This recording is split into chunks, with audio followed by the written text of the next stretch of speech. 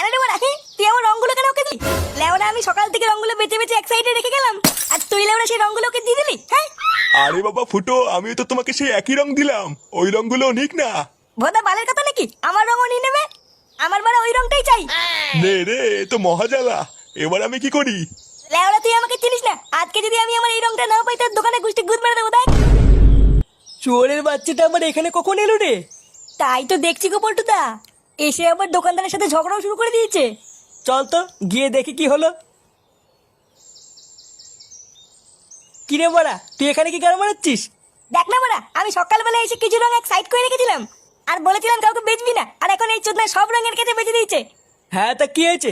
আরো তো অনেক ভালো রং আছে, ওগুলো নে না। না বড়া, আমার এই রংটাই চাই, অন্য কোনো রং নেবো না। ধুর বড়া, বাল বাল করে যাচ্ছে সেই থেকে।